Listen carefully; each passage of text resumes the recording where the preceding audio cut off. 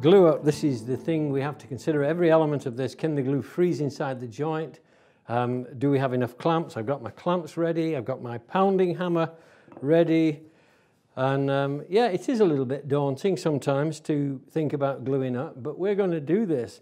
I've decided not to ease any of the tenons because whereas it was a little bit tight going together, the friction was opposing. When I was taking it apart, it came apart just fine. So I feel confident about that. I've got a glue stick together. One thing you do when you're putting a round over tenon in here, you don't put glue into the hole. It's just, we just don't do that because the glue will be on the end of the tenon.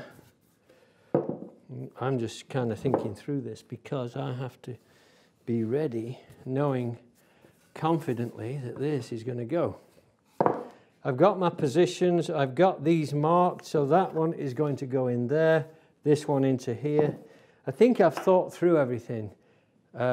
Double check, make sure I'm ready to go for this. I'm going to do the easy one first, I think. And the reason I'm choosing that is when this weight is on this end, when I start tapping this end, I've got a counterweight that will counter some of the pressures that I'm applying. I'm going to use the same glue from here and start applying my glue. So I'm going to do just one side. I'm not going to try and do both the tenons at once. And I want really probably more glue than I would normally put because already even just sticking this glue onto this surface now, it's being absorbed into the fibre of the wood of that layer. So I want to make sure that I've got enough because I don't want it drying out. That's what causes glue freeze when it goes in. The glue freeze is a combination of heat, friction. Do I need to do these ends here? No, I don't. What I do need to do is focus, concentrate. This is going to probably build up glue on the outside edge. But I'm going to get this as seated as I can. That went nicely then. That was really definitely in my favour.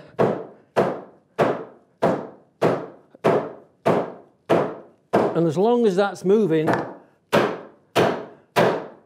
I'm going to keep going. I'm close. I think I'm close enough not to worry now. If I can shock it from this side, I will.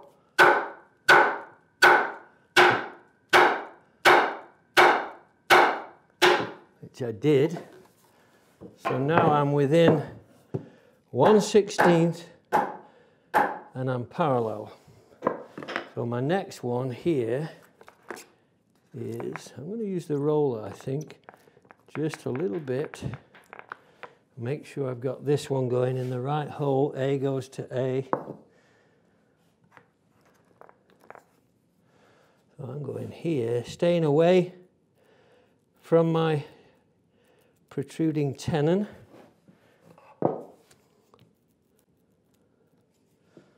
And then I'm just going to even it out a little bit here.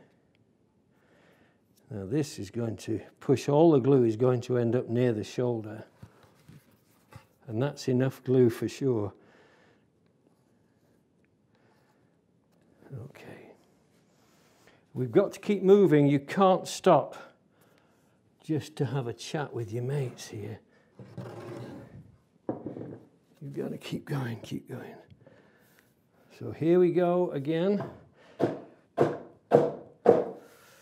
got a couple of blocks here so I could beat on this, on the shoulder.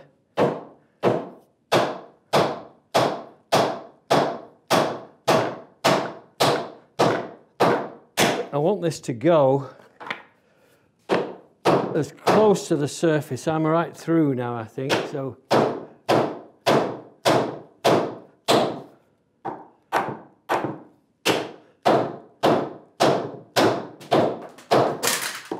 Boing. So I'm about the same as that one, a little bit less, and I could try and shock this again, that last little bit here. And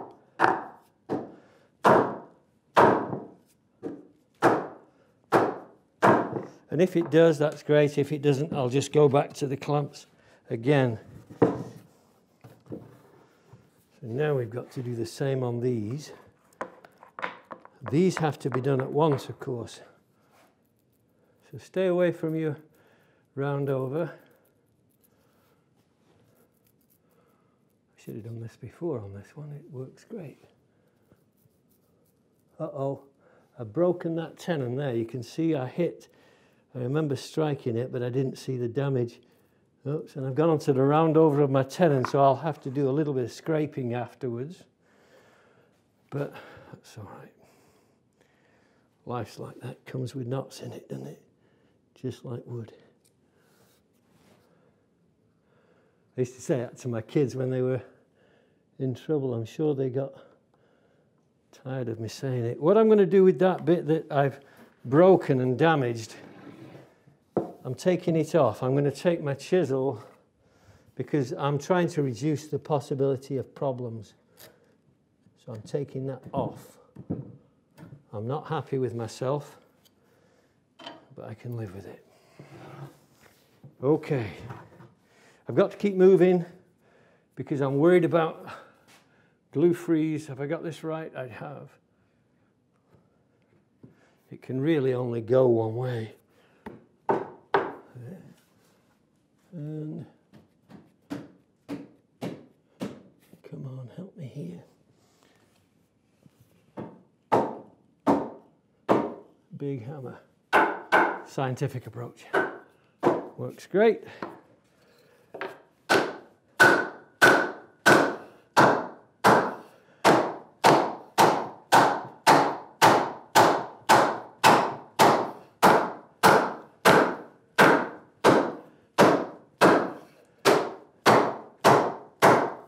Okay, we're on our way.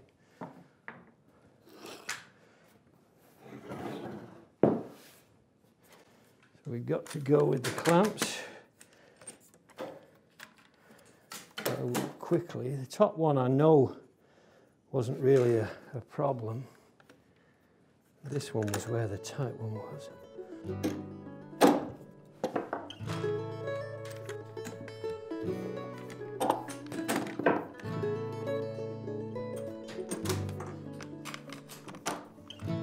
This is the one. So I'm going out here for the extra leverage. Oops. Keep moving, but don't panic. No, it's moving. Combination of a clamp and a bit of power is what makes this happen. So keep going, don't give up. See, the glue inside is still very wet. It's not like on the outside where it's exposed to the atmosphere. See, this one's well loose now. A combination again.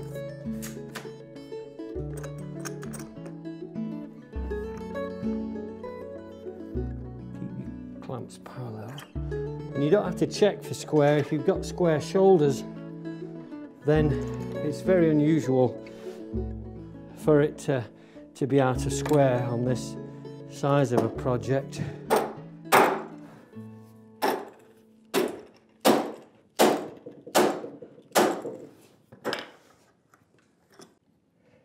Okay, I've got all my tenons are up tight, pretty much. I've got glue beading up on the joint lines on both sides, so I feel really good about that. That's flush, that's slightly under, but I'm happy because it won't take much fixing with a plane. So I'm going to now put some pressure on this top one because this one is held off, and that's glue freeze. That's what's holding it off. So I'm going to apply some pressure here Actually, it's not that much pressure. I make it look worse, so you'll feel sorry for myself. For me, I mean.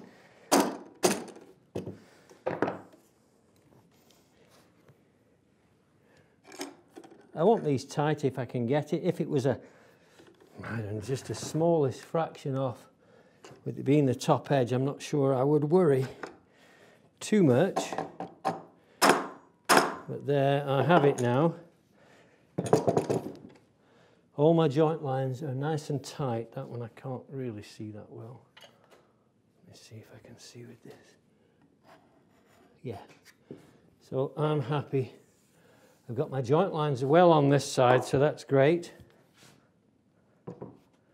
I know it's square because my shoulder lines were square. There was no question of that. But what can happen, which is I've got a gap on this side, no gap this side, I've got a gap here. That means the pressure of the clamps is pulling it over. So I'm going to put counter pressure on from this side. I know I'm on top of that tenon, or if I'm not, I'm close to it. But I've got to get pressure on here to close this side of the gap off. So it's a combination of hammer blows, because the glue has frozen. That's what's stopping this going up. Am I worried? Not really. Even with the gap, I wouldn't be worried because I know the other side is tight. This is closing now. I'm very, very close. What may be stopping it is the fact that my clamp is on top of my tenon now. So I'm taking this off to move it down to here. It's quite a performance, this. The next one, I might reconsider my decision to shave the tenon a little bit, because only because I knew that I could get this if I persevered. There we go. I can use the hard face up here because it's never going to be seen. Actually, I haven't dinged it at all. It's surprisingly resilient, this plywood. So I need one more long clamp. Let's see if I can get it. I have to get it on this one because this is seen, so I don't really have a choice, do I? It went, that's thankfully.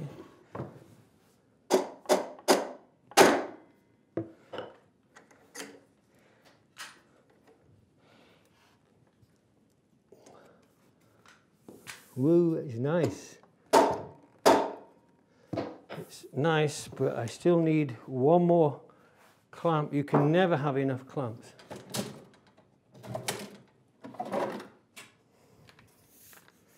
Because I want to close this top side. Surprising how much flex there is in wood.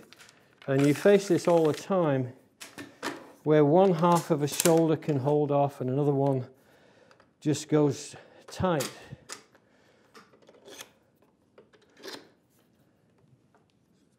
That was it. That was what was needed. And I am fairly happy with what I've got. All my shoulders are closed up. That closed up very, very nicely. I think I can take this clamp off. I can. Because what was holding it off was the freeze on the glue. So I'm going on here. I've got a little bit of a gap on this top shoulder. But beyond that, I did it. Got one more to do. So all of my shoulders now, I can guarantee, are all perfectly tight. So I'm very happy with that. I'm going to leave it for a few hours, probably overnight because it's late in the day. Glue up the other one now, and then I'll be ready for the next stage.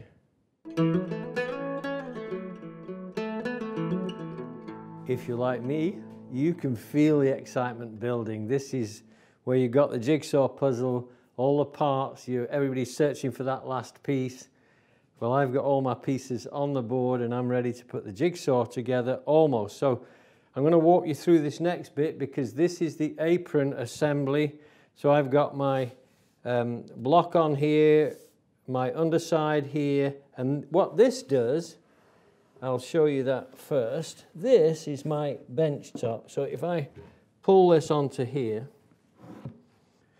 I've got this one apron done, so I've got another one to do so you can see it. But this goes here, and what I've got right on this lip here, I've got my apron protruding past the bench top by a 32nd of an inch. And it's important this because it's much easier to plane a 3/4 inch piece down to the level of the bench top rather than the other way around and have to plane all your bench top down because you got that distance wrong. So it's the thickness of your bench top plus a 32nd, and what that gives you is the distance from here to there. So what I do is I set my square, my combination square like this, and then I can use this to pull the lines along with my pencil against it, and I'll show you that when I come to it. The next thing I want to show you is this leg frame assembly. So I've got my recess here, I've got a wedge here that corresponds to an angle on this one, so I'll be walking you through that, but I do want to show you how this relates to the actual leg that's going in here. So this would be the top of the bench or the top of the apron. Here's my leg. My leg is going to go, I'm going to balance it out, but it's going to be, that will be roughly the position of it. So now I butt this up against that outside square here, and then my wedge slides in here like that, and it locks it tight. So already it's locking it, I can feel it's locking it. Tap that down and it'll keep the leg rigid all the way through the life of the bench. You may have to fettle this a little bit. I'm going to try and give you the angles show you how I worked out the angle. I'm not using an angle finder or anything like that, I'm just giving you measurements. And then when it's done, you tap the wedge. That will loosen the leg. Now that's not the only way we're going to fasten this. We're going to be putting a bolt through because we want this to be so rock solid. It's so exciting, this part. I am very excited. I've picked my best face and my straight edge, machined edge actually in this case. So this was my machined edge, this is my best face, this is the top of my bench. Both aprons are exactly the same, end for end, they come in 9 inches, everything is a mirror of the other. So the first thing we want to do, this is going to go here, this one down here, and if you remember we cut a long length and this was the original piece here. So I've just cut 9 inches off each end. That's given me the piece that I want for the midsection. So I'm roughly, it's got to be cut down with the angles on yet. So what we're going to do is pull this out of the way, take the square which I already have set and pull the lines. I'm going to go this way because of my being right hand dominant. So I'm pulling this line down here.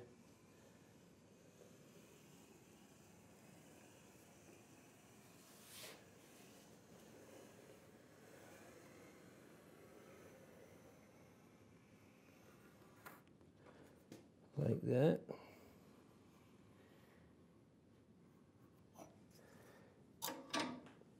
So this now goes right up against this line here.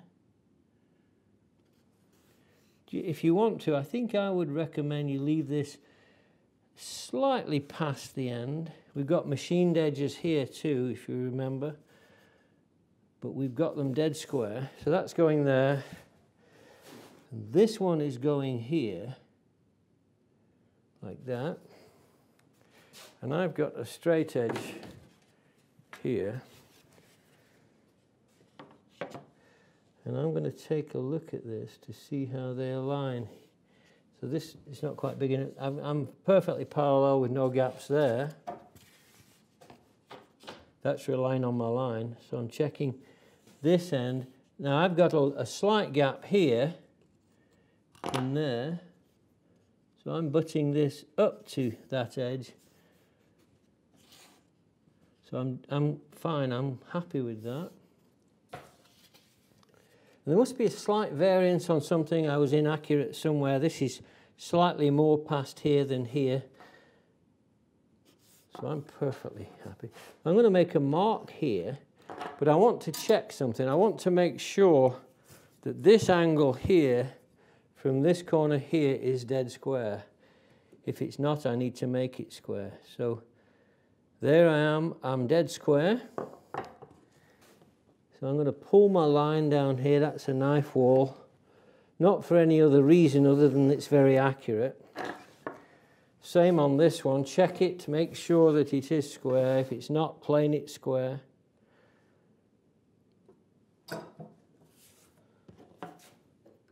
Pull that line.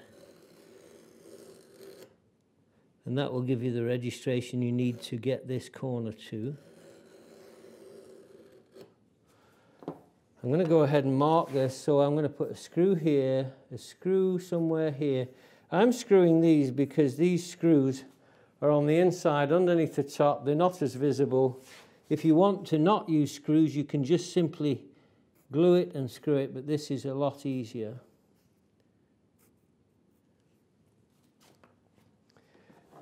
So I am going to fix those two on here. So to do that, I'm going to use the same method I did before and drop a couple of nails in here because they're not going to be seen. You could nail these. If you're screwing these on, you could just go ahead and nail them, but I might want to back the screws out.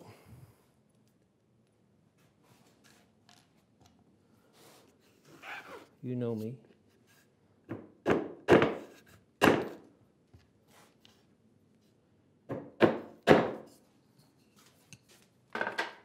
Clip the heads off.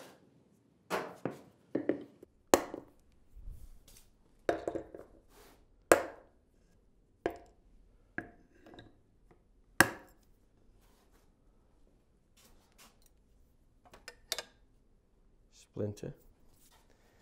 And drill your holes.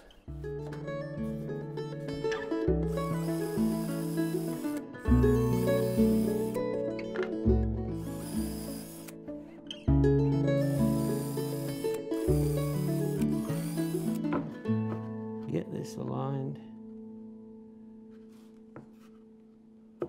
with your knife wheel and your top line.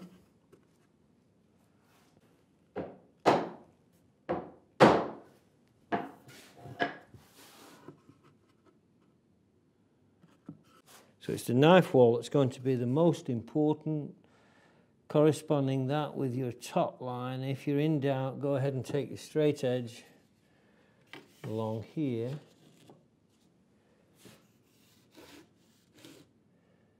And we're looking pretty good.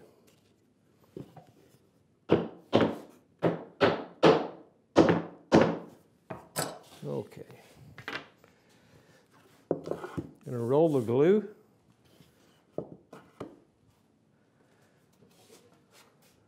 And screw those on.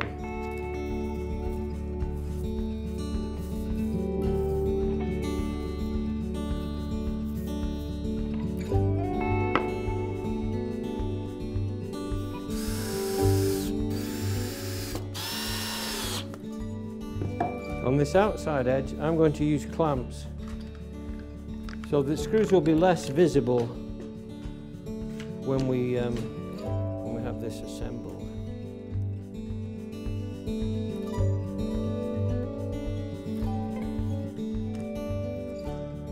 Same on the other end, and then I'm ready to lay out for the midsection. So the midsection is too long. So what we have to do is we can just measure the 3.5, which is the width of the leg, and we can cut off the angle that we need for the aprons, for the wedge. So I'm going to come in here. Now this is 1 3/4 down to 1 1/4.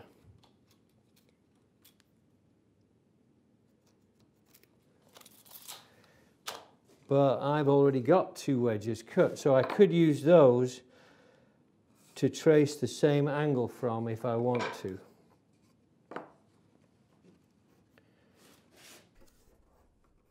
Oops. I'm just using it for a straight edge, not really to get the same angle. So, but I'm going to also take my knife to make a knife wall, because I want the crisp edge on both sides without fraying. So I'm going to be cutting through from this face. So I'm going to square that mark across to the back face.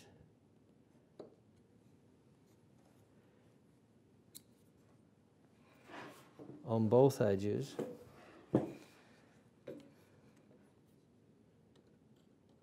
It's the wedge I want to keep intact if I can, without any frayed edges. So I've gone into my knife wall there. Okay. This would be so much easier if I had a bench, but it's on its way. So there. And if you don't want this one to fray, just make a slight knife mark parallel to that one, because this is not going to be seen, because this piece is going to be screwed to the other. But it'll stop those edges from fraying, because the knife is, the saw is going to pass right in between those two.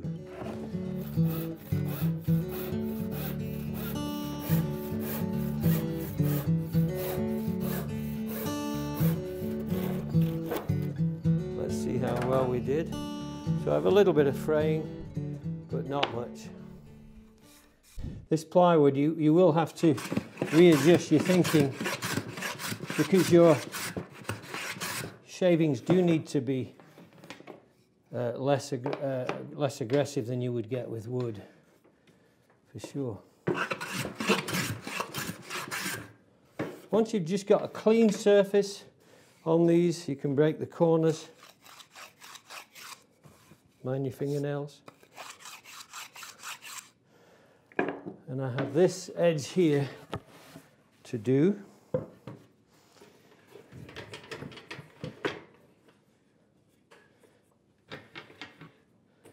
Not so easy sometimes. So I'm going to put my knee against it. Okay, so I've just taken off barely enough of a shaving to clean up the edges.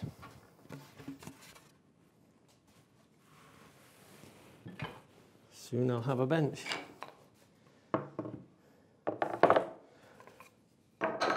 So this needs to get the exact distance I want. So this is going to go in here like this. Bring back my leg frame in like this. Drop this into position. Now, these wedges, you will end up with a gap somewhere. I'm fairly convinced of that. Either in the wedge or something at the top of the wedge or wherever. But I'm bringing this so I can get the exact position. So I'm using that line here. I've got my line on the top, I'm aligned here, so that when I withdraw the wedge in the leg,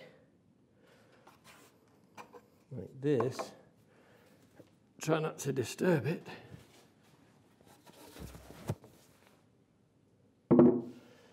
I can use my knife again. So I want to make sure I've got this lined up with the top line and lined up with the the top of this square section on the inside face here. So once I've got that, I can slide my knife in here using that angle to make sure I've got the exact angle and position really. This is more for positioning this. When I take it apart, cut the other end and bring it back, I want to have that registration edge to cut that too. In this case, I'm going to cut off. I know that within this zone here, I've got a distance here that I can rough cut this off. What I'm going to do though is I'm going to use the piece that I just cut on this end like this, flush it. I'm going to turn it so I'm on the right side here.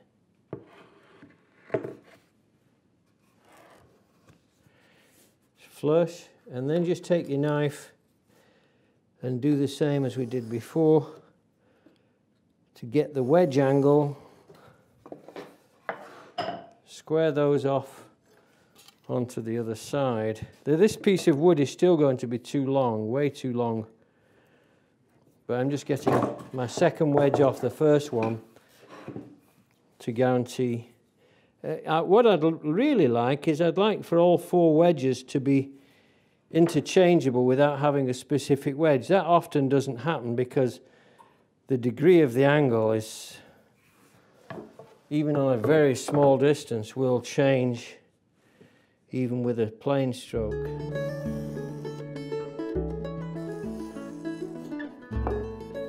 So I want to get somewhere near the length, but just within that cavity, so I can cut this anywhere I want to here roughly. I'm going to cut that off.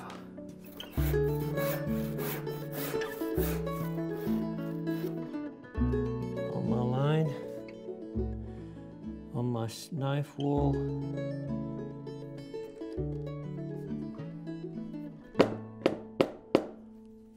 I've got to plane this up just a little bit as I did the others, because I'm going to use this to get my knife wall on the piece of wood, on the inner apron piece.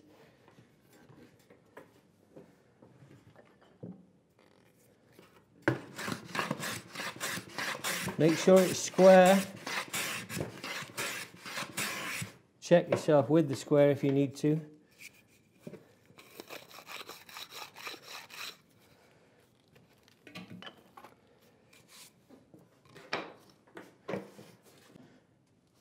I'm bringing the second leg in. This goes on to, these are heavy, these legs are heavy, heavy. Once you've got that, I'm going to check myself with my square, my straight edge. There. It needs to go up.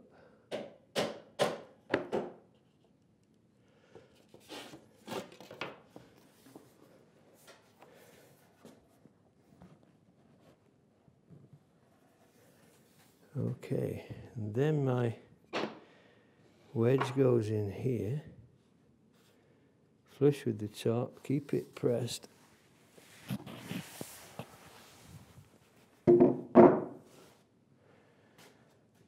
And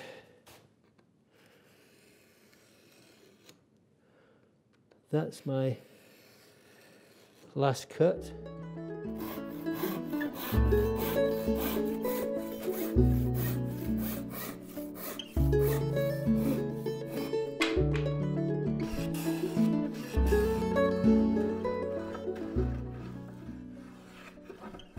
I'm going to just glue this and screw it along this inside edge. I want to remind you that if you're like me, you may be putting an apron drawing here, you may add other things in there. Once this is screwed, I'm going to screw it along here like this. Once you've done this and screwed this, the glue's dried. You can always take these screws out, especially if you're going to be installing a vise or a drawer. Feel happy with that. Positions for my holes. I can drill these on the surface as long as I move it, so I'm not drilling into the same hole or drilling all the way through. So as long as I stop after my 3/4, just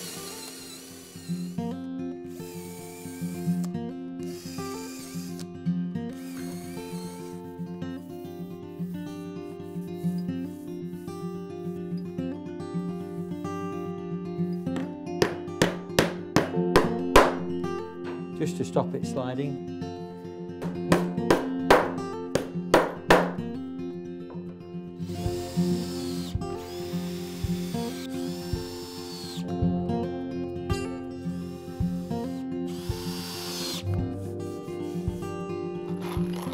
Good time for cleanup, I think.